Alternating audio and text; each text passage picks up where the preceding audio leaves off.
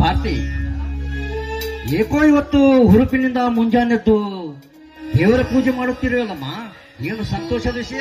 ಮೊದಲು ಪ್ರಸಾದ ತೆಗೆದುಕೊಳ್ಳಿ, ಆಮೇಲೆ ಇವತ್ತಿನ ವಿಶೇಷ ಏನು ಅಂತ ನಾನು ಹೇಳ್ತೀನಿ. ದೀರ್ಘ ಸುಮಂಗಲಿ ಭವ ತಾಯಿ. ಅಪ್ಪ, ಇವತ್ತು ಯುದ್ಧ ಮುಗಿಸಿ ದೆಹಲಿಯಿಂದ ಮರಳಿ ಬರುವ ದಿನ, ಅದಕ್ಕಾಗಿ ಅವರನ್ನ ಜಪಿಸುತ್ತಾ ದೇವರ ಪೂಜೆನ ಮಾಡಿಸ್ಬಿಟ್ಟೆ. ಅಪ್ಪ, ಇವತ್ತು ಅವ್ರು ಬರೋವರೆಗೂ ಊಟ ನೀರು ಯಾವುದು ಬೇಡಪ್ಪ, ಅವ್ರು ಬರೋ ದಾರಿ ಕಾಯೋದಷ್ಟೇ ಬಾಕಿ. ಹುಚ್ಚಿ, ಊರಿಗೆ ಹೋದವರೇ ಬರಬೇಕಾದ್ರೆ 4-5 ದಿವಸ ಬೇಕು ಅಂದಾಗ ಇನ್ನು ದೇಶ ಕಾಯಲು ಹೋದ ಯೋಧ ಇವಾಗ ಬರ್ತಾನಂತ ನೀನೇಕಮ್ಮ ಬಡಬಡಿಸ್ತ? ಬರಲು ಲೇಟ್ ಆಗಬಹುದಮ್ಮ, 4-5 ದಿವಸ ಆಗಬಹುದು. ಹಾಗೇನಿಲ್ಲಪ್ಪ, ಅವ್ರು ಬೇಗನೆ ಬರ್ತಾರೆ ಅಂತ ನನಗೆ ಗೊತ್ತು.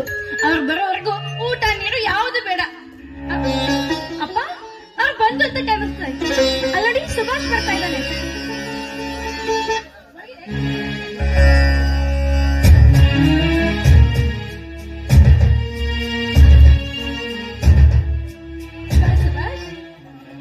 ಒಳ್ಳೆ ಸಮಯಕ್ಕೆ ಬಂದೆ. ನಿಮ್ಮನ್ನ ಜಪಿಸುತ್ತಾ ಆ ದೇವರ ಪೂಜೆ ಮಾಡಿ ಮುಗಿಸ್ಬಿಟ್ಟೆ. ತೆಗೆದುಕೋ ಪ್ರಸಾದ. ಅತ್ತಿಗೆ, ಯಾವ ಸಂತೋಷಕ್ಕಾಗಿ ಪ್ರಸಾದವನ್ನು ಸ್ವೀಕರಿಸಲಿ? ನೀವು ಯುದ್ಧದಿಂದ ಮರಳಿ ಬಂದ ಸಂತೋಷಕ್ಕಾಗಿ. ಹೌದು, ನಮ್ಮ ಯಜಮಾನರು ಬರ್ಲಿಲ್ವಾ? ಓಹೋ, ಈ ದೇಶ ಯುದ್ಧದಲ್ಲಿ ಗೆದ್ದದಕ್ಕಾಗಿ ನಾನೇ ವೀರ ಅಂತ ಹೇಳ್ಕೊಳ್ಳೋದಕ್ಕಾಗಿ ಹೊರಗಡೆ ನಿಂತಿರ್ಬೇಕು. ನಾನೇ ಹೋಗಿ ನನ್ನ ಕೈಯಾರ ಆರತಿ ಮಾಡಿ ಒಳಗಡೆ ಕರ್ಕೊಂಡು ಬರ್ಬೇಕು ಅಂತ ಹಠ ಇರಬೇಕು ಸಾಹೇಬ್ರದ್ದು. ಸರಿ, ಮೊದಲು ನಿನ್ ಪ್ರಸಾದ ತೆಗೆದುಕೋ, ಆಮೇಲೆ ನಾನೇ ಹೋಗಿ ಆರತಿ ಮಾಡಿ ಅವ್ರನ್ನ ಕರ್ಕೊಂಡ್ ಬರ್ತೀನಿ. ಪ್ರಸಾದ ತೆಗೆದುಕೋ ಸುಭಾಷ್. ಯಾಕೆ ಒಂದ್ ರೀತಿ ಮೌನವಾಗಿದ್ದೀಯಲ್ಲ? ನನ್ನ ಮೌನದ ಅಗತ್ಯ ನಿಮಗೆ ಅರ್ಥವಾಗಲಾರದಮ್ಮ. ನಿಮಗೆ ಏನು ಹೇಳಬೇಕೆಂಬುದು ನನಗೆ ತಿಳಿಯದಾಗಿದೆ. ದಯವಿಟ್ಟು ನನ್ನನ್ನು ಕ್ಷಮಿಸಿದಿರಿ ಎಂದು ಮಾತು ಕೊಡುವತ್ತಿಗೆ ಮಾತು ಕೊಡು. ಯಾಕಪ್ಪ ಸುಭಾಷ್, ಯಾಕಪ್ಪ ಏನಾಗಿದೆ ಮಂಜುಗೆ? ಸುಭಾಷ್, ನಿನ್ನ ಬಾಯಿಂದ ಬರುವ ಮಾತುಗಳು ತುಂಬಾ ದುಃಖಿತವಾಗಿವೆಲ್ಲ, ಯಾಕೆ? ಏನಾಯ್ತು?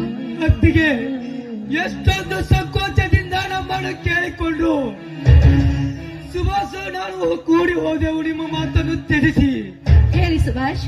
ನಿಮಗೆ ಏನು ಹೇಳಬೇಕೆಂಬುದು ನನಗೆ ತಿಳಿಯದಾಗಿದೆ. ನನ್ ಮುಂದೆ ಹೇಳಿ ಸುಭಾಷ್. ಯಾಕೆ ನನ್ ಮುಂದೆ ಹೇಳೋದಕ್ಕೆ ಸಂಕೋಚವೇ ನಿನಗೆ? ಎಲ್ಲವನ್ನು ತೊರೆದು ದೇಶ ಪ್ರೇಮದಲ್ಲಿ ಯುದ್ಧ ಮಾಡುತ್ತಿರುವಾಗ ಮಂಜು ಕೊಂಡೇಟಿಗೆ ಬಲಿಯಾಗಿ ಸತ್ತು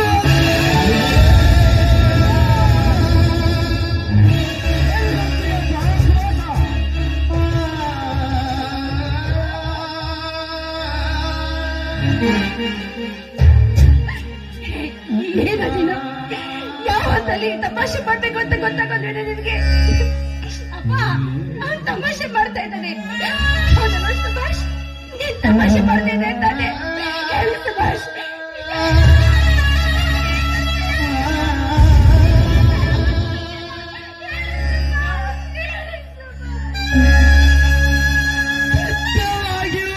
ಹೆತ್ತವರಾಡಿ ಮಾಡಿ ಹೇಳುವೆಯಪ್ಪ. ನಿಜವಾಗಿಯೂ ಸುಭಾಷ್ ಸತ್ತು ಹೋದ. ಸುದ್ದಿಯು ಪೇಪರಿನಲ್ಲಿ ಸಹ ಬಂದಿದೆಯಪ್ಪ.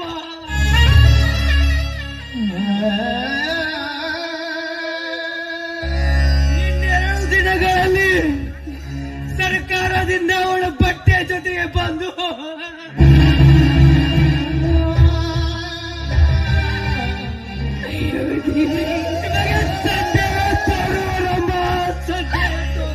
ಮಾಂಗಲ್ಯ ಕಟ್ಟಿದ ಮಡದಿಯ ಮುಖ ನೋಡ್ಬೇಕು ಅಂತ ಓಡೋಡಿ ಬರ್ತಾ ಇರುವ ನನ್ನ ಪತಿಯಲ್ಲಿ ಕಸಿದ್ಕೊಂಡ್ಬಿಟ್ಟೆ.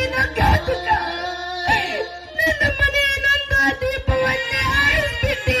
ನಿಜ ಮಂಜು, ನೀವು ನನಗೆ ಏನು ಅಂತ ಹೇಳೋಗಿದ್ರಿ? ಇಲ್ಲ ಇಲ್ಲ, ಇವ್ರು ಹೇಳ್ತಾರೆ ಮಾತು ಸುಳ್ಳು ಅಪ್ಪಾಜಿ. ನನ್ ಮಂಜು ಸತ್ತಿಲ್ಲ ಅಪ್ಪಾಜಿ, ನನ್ ಮಂಜು ಸತ್ತಿಲ್ಲ. ಭಾರತಿ,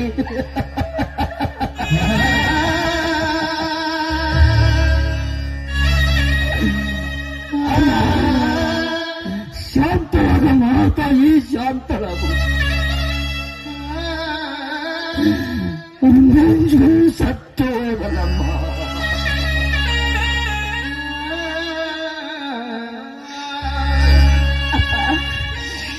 ಜೀವನದ ಮುಖ್ಯವಾದ ವಸ್ತುವೇ ಕಳೆದು ಹೋದ್ಮೇಲೆ ಶಾಂತಿ ಎಲ್ಲಿದೆಯಪ್ಪ ಸಮಾಧಾನ? ನಿನ್ನ ಮಗಳ ಜೀವನ ಸರ್ವನಾಶ. ನಾನು ಅವರಿಗೆ ಎಷ್ಟೊಂದು ಕೇಳ್ಕೊಂಡೆಪ್ಪ. ಅವರು ಸತ್ತು ನನ್ನ ಜೀವನವನ್ನೇ ಸರ್ವನಾಶ ಮಾಡ್ಬಿಟ್ರಪ್ಪ. ನಾನೀಗ ಜೀವವಿಲ್ಲದ ಶಿಲ್ಪಿ ಅಂತೆಯಪ್ಪ, ಜೀವವಿಲ್ಲದ ಶಿಲ್ಪಿ.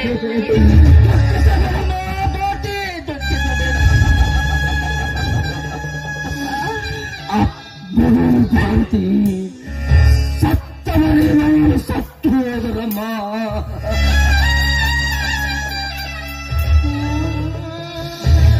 ಸತ್ತವರ ಜೊತೆಗೆ ನಾನು ಹೋದರೆ ಹೇಗೆ ಮಾತಾಡಿ ಹೇಗೆ ಜೀವ?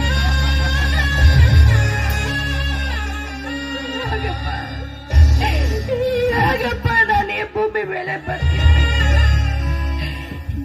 ನನ್ನ ಮುತ್ತಿನ ಭಾಗ್ಯವನ್ನು ಕಸಿದ್ಕೊಂಡ್ಬಿಟ್ಟ ಸೊಲೆಗ. ಅಪ್ಪ, ಈ ನಿಮ್ಮ ಮಗಳು ಇಂಥ ಸೌಭಾಗ್ಯವನ್ನ ಕಳೆದುಕೊಂಡು